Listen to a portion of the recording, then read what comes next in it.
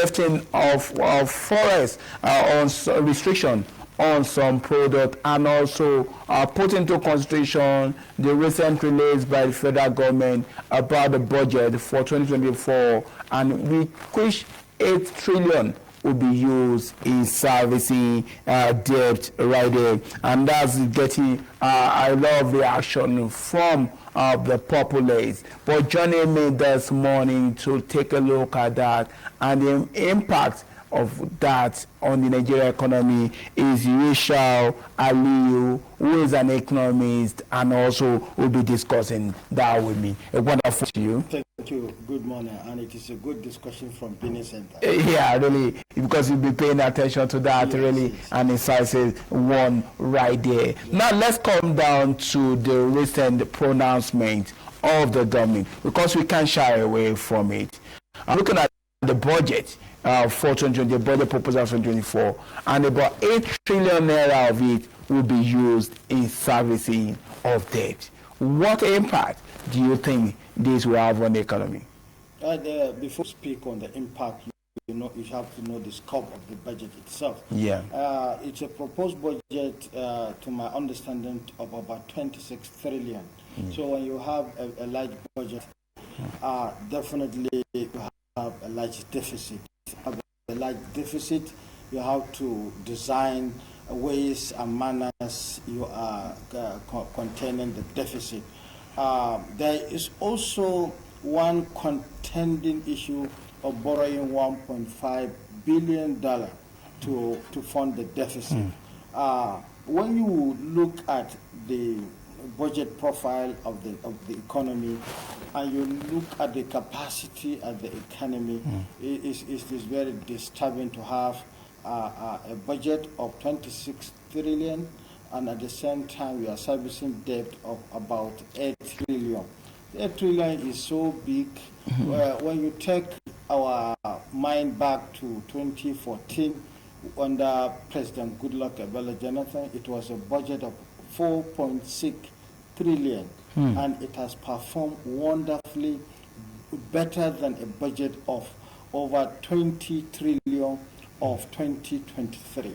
So these are things that you have to look into, but there are certain economic parameters which are always guiding monetary policy and fiscal policies of the various government. The inflation rate. Yeah. When you don't, it's like a patient attending a hospital for the first time. The first thing a medical doctor will examine is they will examine the body temperature. Examining the body temperature will determine whether they should put certain prescriptions or not. The same thing applies to an economy. Anytime you are coming up with the monetary and policy decisions of that economy, you check the pressure of the economy, that is the price level, the inflation in particular. Yeah. If it is high, then you now look at what are forces that will stabilize the economy in the first instance. Not only stabilizing the economy, but also that will assist the economy to be more healthier in an attempt to have a positive GDP growth rate. We are being challenged, to be frank, servicing 8 trillion, we are even sourcing for additional borrowings, and that borrowing is what is adding. You understand? Yeah. It's adding to the pains the economy is going through, because any payment to settle outstanding commitment, especially in finance, is translating back to the GDP.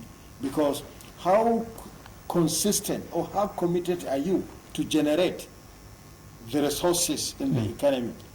And how consistent are you also to make the business environment friendly to even meet the target projections of that same commitment over the period? So I think it's a disturbing figure, and there is more to be done, especially by the National Assembly and public affairs analysts in trying to explain to the government that please let us be moderate, let us understand the situation of the economy, because the domestic economy, you understand the work, you understand the work of various economic inputs. If you miss road, this is the situation that probably we are trying to discuss, where you, in an attempt to assist the domestic economy, certain restrictions were made in an attempt to protect local industries, but that same local industry were not given the right attention, and the players also are not well committed to the same desire of the economy. So it becomes at a disadvantage. It becomes at a disadvantage. We have been saying time without number, raising monetary policy rate in an attempt to call investors, or raising monetary policy rate in an attempt to control inflation. First of all, what are the forces that brought that inflation? Yeah. If you go to exchange rate control system within the economy, there are certain fundamentals in economics, and that is, at any point in time, the economy has to take certain assumptions under ceteris paribus. That is, things must be held constant. If we are to allocate dollar, there should be an understanding that if this dollar is to be allocated, it should be allocated to the right people. These right people have to use the same dollar for the right commodities. But is it the case on ground? That economy also has to understand that in trying to control money supply, is the exchange rate control, is the domestic currency control. These are the fundamental questions. I will surely get back in the line of our discussion. I'll be talking about the exchange rate right now, because it's being pressed down at $700. But we know the current going rate is over $1,000.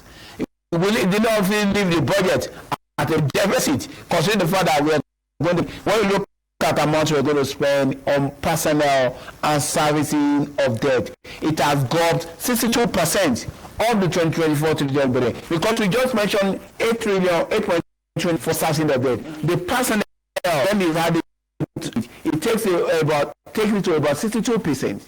Why are we pressing the dollar at 700 when we know the going rate? Are we not going to be paying more at the end of the day, making it difficult to be able to meet up with the responsibility of the government? That is what I said in my explanation.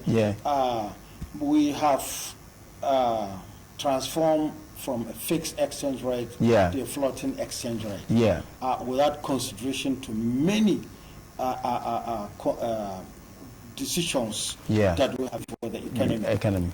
First of all, even the fixed exchange rate, which is more friendly to the nature of our domestic economy, because this economy, the multiplier to our inflation is a PMS, premium motor spirit, hike, and we are not producing it. So the economy is aware that we are going to import this product.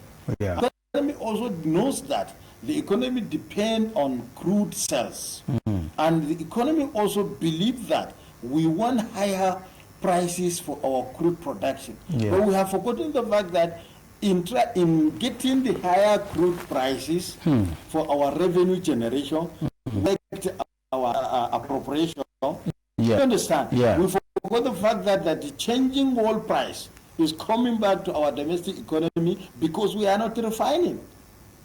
So there is need for us to be more critical in decision making. How you do that is like Mr.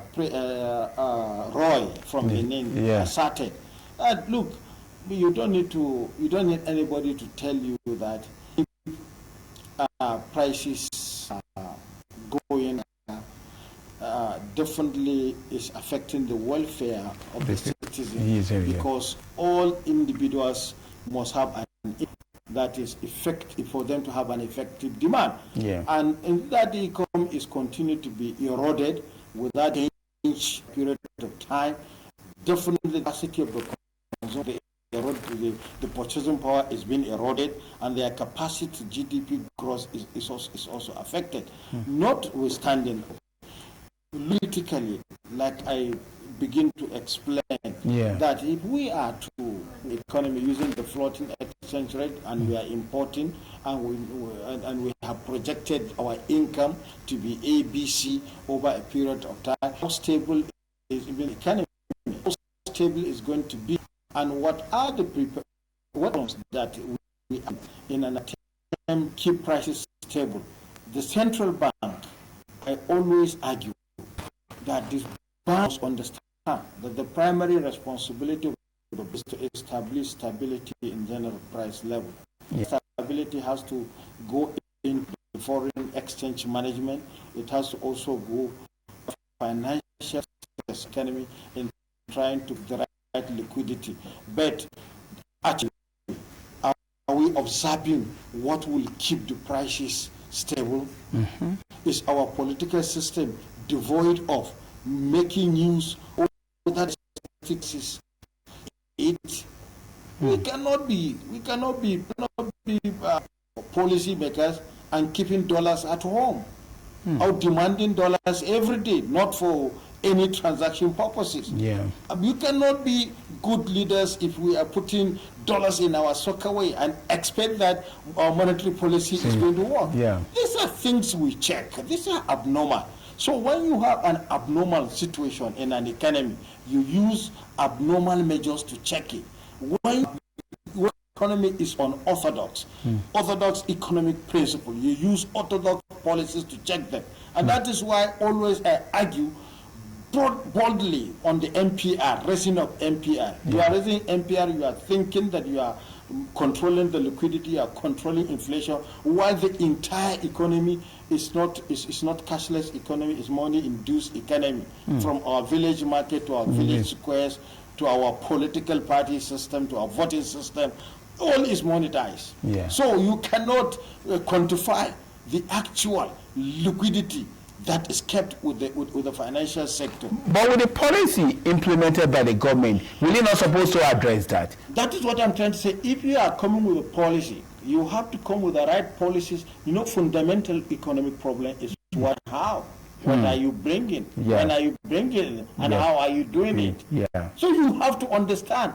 If I understood that, out of 100 people who want to be president of Nigeria, 99.9% of them are giving dollars to induce so there's no amount of policy that's going to do that's going to change that. They're going to change that until we change the attitude. How do you change the attitude?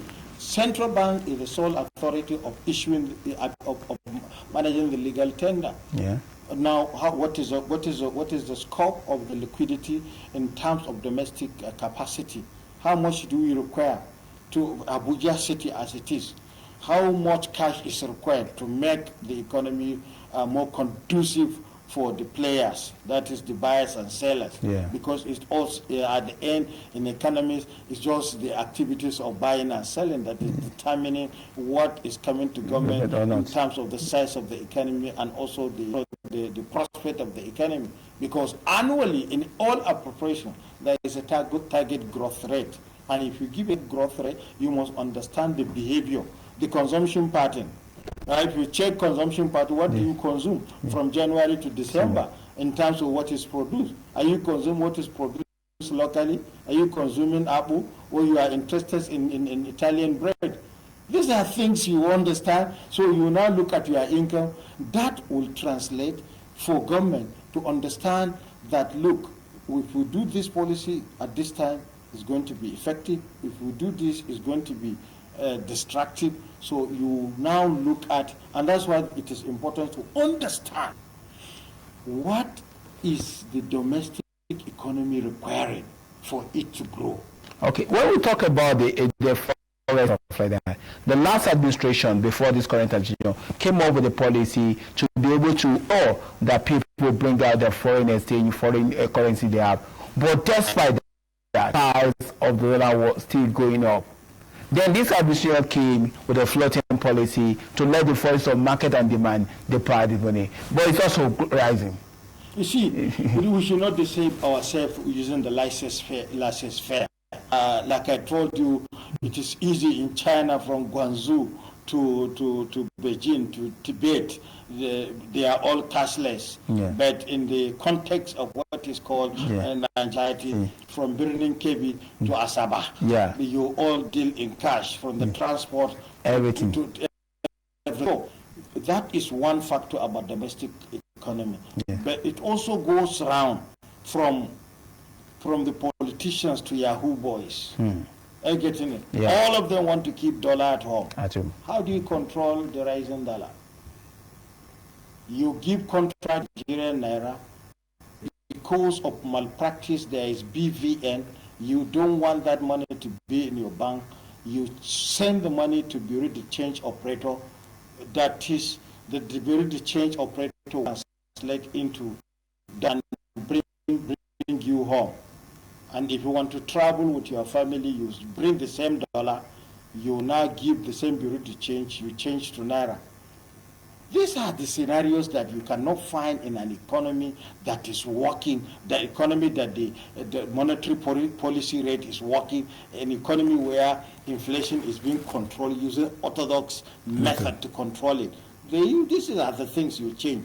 How can an economy be telling investors that you pay taxes in dollars in the economy? And that brings us to one issue.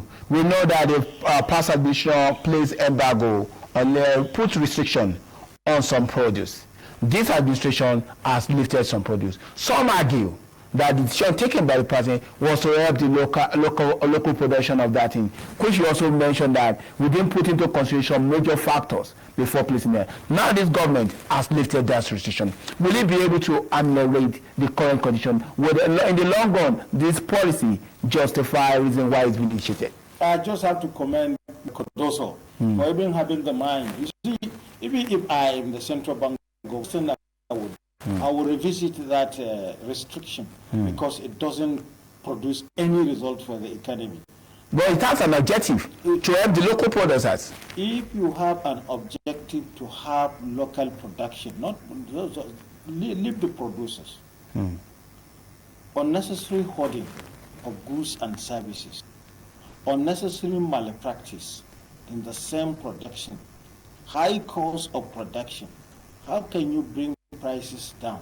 Like I told you, in each economy, the economic managers must understand the capacity of the consumers in that economy.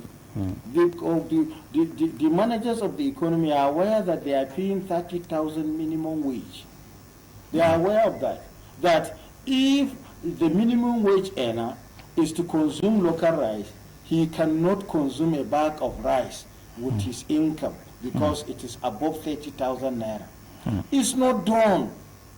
Even what the Chinese did when they tried to make production an aspect of their gross priorities, what they did is that they put so much of subsidies into the agri production.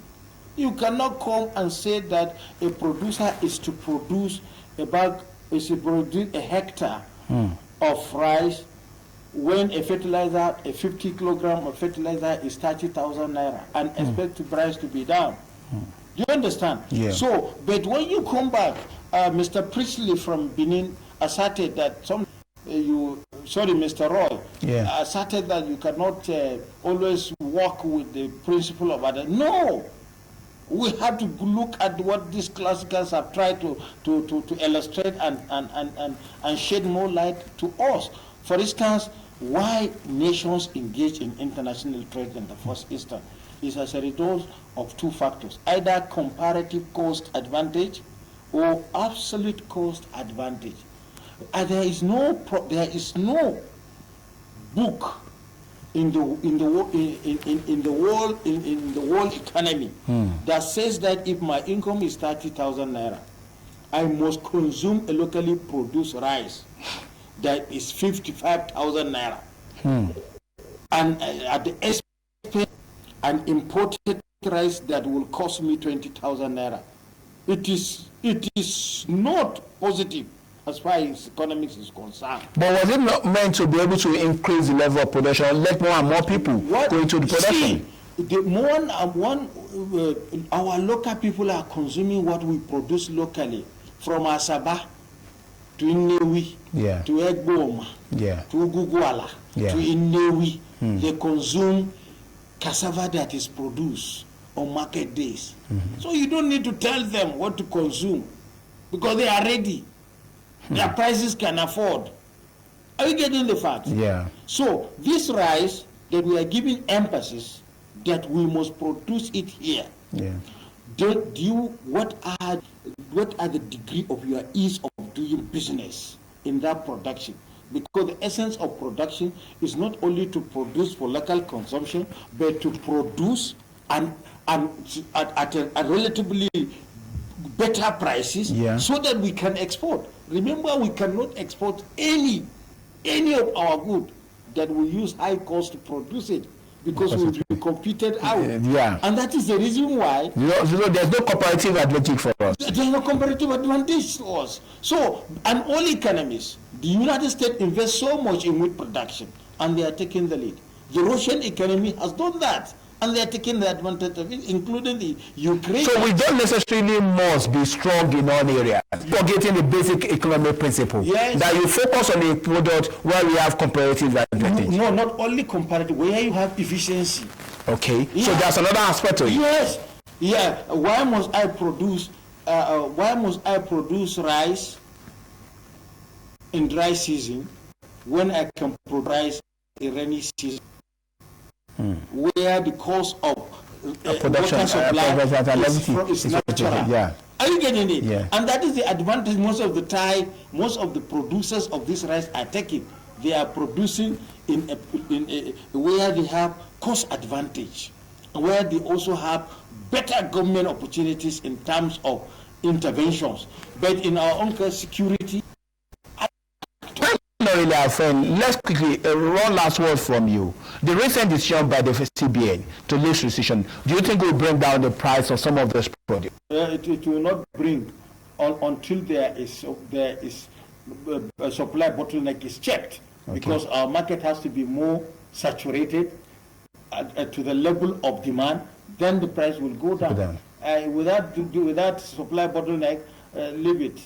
We've been talking with Shawa Leo and economists, and we're talking about the federal government restriction, and also not forgetting the budgetary proposal for 2024 of 26 trillion, and we are about 8.25 will be used on budget servicing. Right there, hopefully we'll still have the discussion more to talk about the impact of this going forward. Right there.